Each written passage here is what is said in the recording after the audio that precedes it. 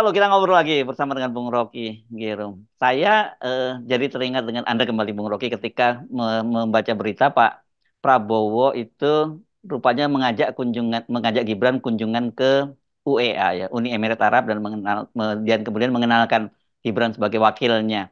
Bukankah dulu Pak Jokowi yang bilang bahwa Pak Jokowi yang akan membawa Pak Prabowo itu mengenalkan dengan pemimpin-pemimpin dunia. Sekarang ternyata terbalik malah Prabowo yang mengenalkan. Itu satu soal. Nanti kita bahas juga dalam kapasitas apa mereka ini melakukan kunjungan. Itu juga menarik juga gitu. Kira-kira Prabowo itu ya ada kasihannya pada Gibran kira-kira diajaklah dia ke situ tuh.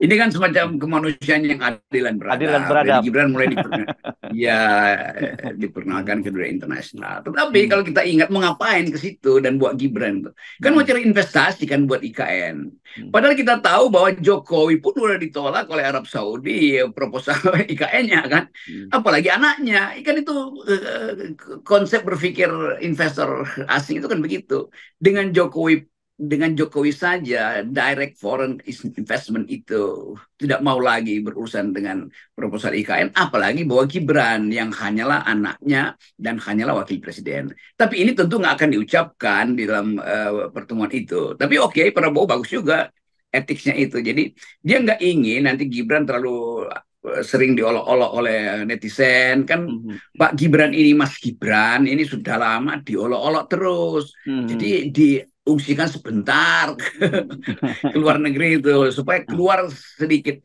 Saya juga bisa pahami Gibran ini dia stres sebetulnya karena Hmm. dia nggak bisa mengatasi tekanan itu yang mungkin kalau diperiksakan ke psikiatri akan ada semacam keterangan bahwa Gibran mengalami delirium. Delirium itu istilah psikoanalisis bahwa dia gagap untuk bicara karena kekacauan koordinasi tata bahasa politik masalahnya itu. Selama dia belum dilantik jadi wakil presiden, dia ada dalam ketegangan itu. Nah, Pak Prabowo sebagai orang yang senior, terlatih di dalam membaca anak buahnya yang sedang tegang, maka dibuat jalan-jalan. Jadi sebetulnya itu proyek jalan-jalan dari Menteri Pertahanan, bukan presiden karena belum dilantik, bertemu dengan potensial investor ke IKN yang sebetulnya tadi kita terangkan ya pasti nggak ada gunanya dari segi bisnis karena apa namanya negara-negara Arab ini kan tidak ada lagi yang mau invest ke Indonesia.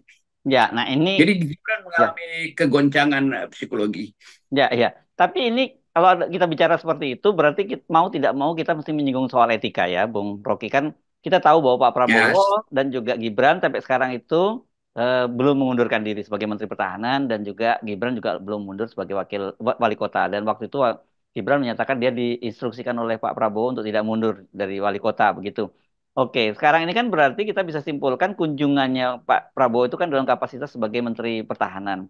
Tapi di situ kemudian atas posisi apa Gibran itu ditenteng oleh Pak Prabowo sebagai wali kota, sebagai wakil presiden yang terpilih. Kan tadi jelas dikenalkan sebagai wakil presiden terpilih. Ini kan juga soal soal persoalan itu kalau begitu anggarannya atas nama apa dia berkunjung ke situ. Itu kan soal persoalan etika ini Bung Rocky, etika kehidupan berbangsa dan bernegara. Betul.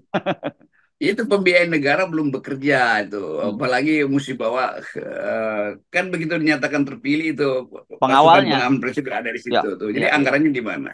Tapi Hmm. saya kira itu cuma basa-basi publik aja sebagai wakil presiden terpilih. Hmm. Faktanya Gibran pakai visa turis sebetulnya tuh. Dia sebagai Hmm. turis aja di situ.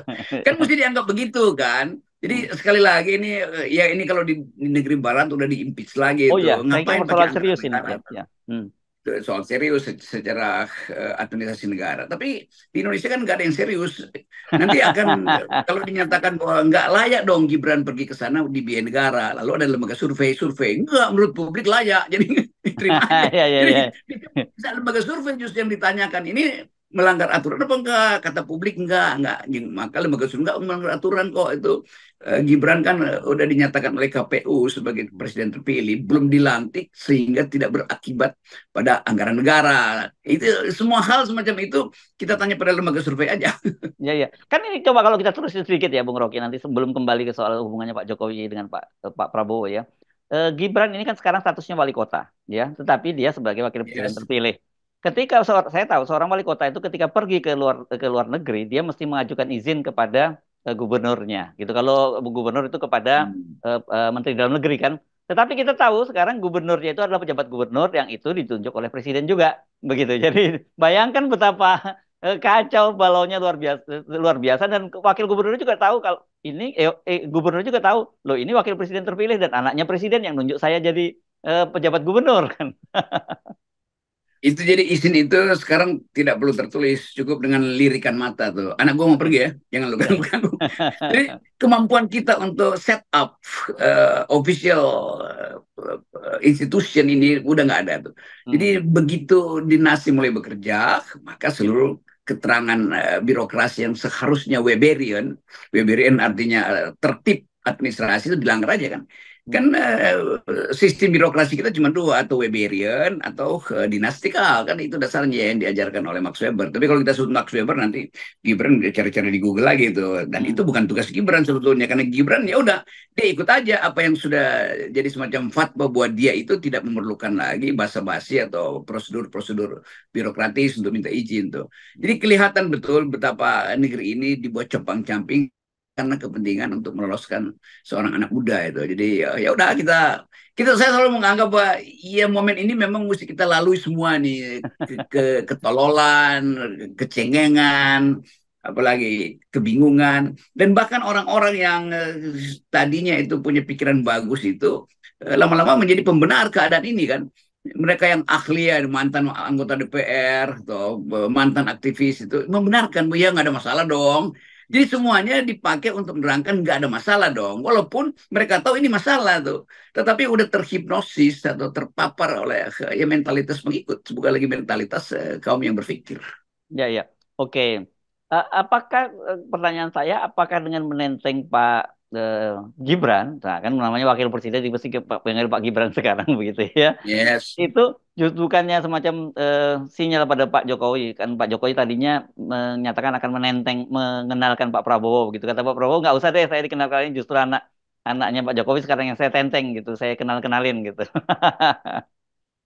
Ya bayangin kalau Pak Jokowi yang nenteng itu investor asing nanya Anda apa sebagai apa tuh sebagai presiden yang sudah mau lengser ya sebaiknya main di LSM aja nggak usah main di bisnis segala macam. Mungkin mereka akan bilang oh Pak Jokowi udah mau lengser maka sebaiknya ikut pola Pak SBY, persiapkan beberapa konsep untuk dijadikan bahan karena dalam beberapa bulan ke depan Pak Jokowi akan keliling dunia untuk memperkenalkan Indonesia melalui perspektif kebijakan dia selama jadi presiden. Tentu Hmm. puja-puji akan datang. Tapi kan Jokowi nggak punya kemampuan itu. Jadi sekali lagi kita mulai lihat, baca bahwa Gibran itu diedarkan sebetulnya hanya untuk mengamankan psikologi Gibran. Kan digede-gedein lah. Jadi itu juga bagus.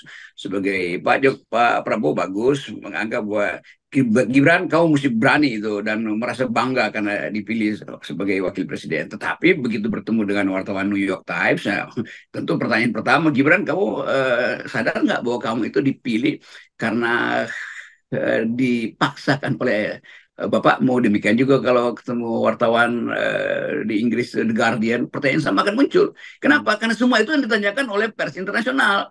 Jadi Hmm. Gibran masuk ke dalam jebakan dua hal. Dia mau diselamatkan ke luar negeri, begitu dia ketemu dengan wartawan asing, dia akan gemetar lagi. Nah, Hmm. gemetar itu yang datang dari tadi penyakit jiwa yang kita sebut delirium. Nah, ini saya pakai istilah-istilah ilmu pengetahuan ya. Jangan sampai kita anggap Gibran sakit jiwa. Enggak, itu delirium itu adalah standar untuk mengatakan bahwa ada anxiety, ada general anxiety disorder, nah, itu istilahnya tuh GAD pada saudara Gibran.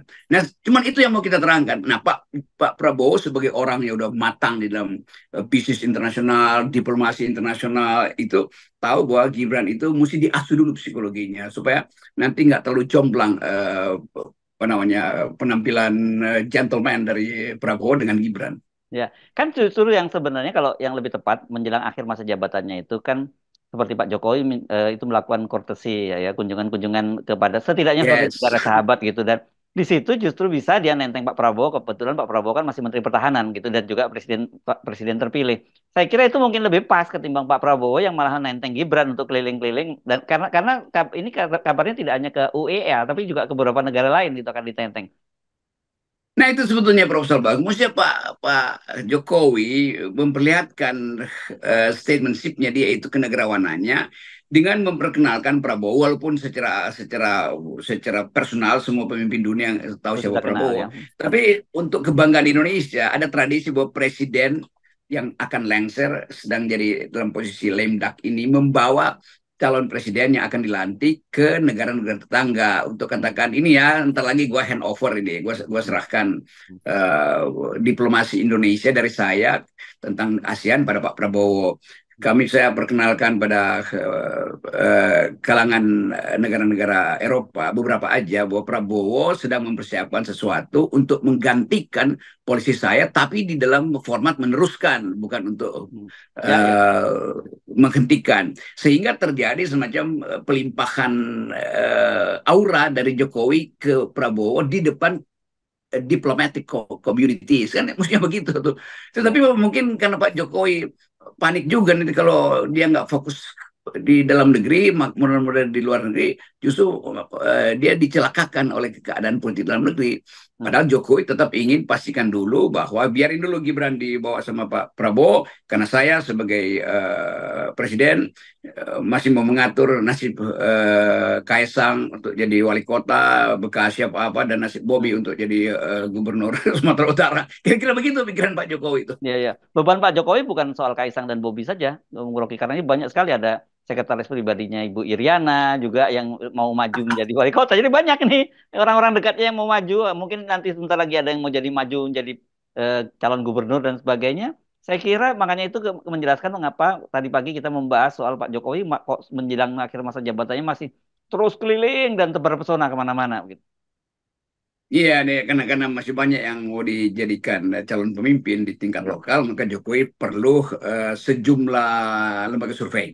Jadi ini Hmm. akan ada panen lagi lembaga survei karena Jokowi ingin pastikan supaya rakyat itu disiram dulu dengan opini positif, baru disurvei gitu kira-kira. Jadi Hmm. udah terjadilah satu bukan persekongkolan, satu politik dagang dagang data, politik dagang survei nanti itu menjelang pilkada nanti di bulan Iya, November. iya.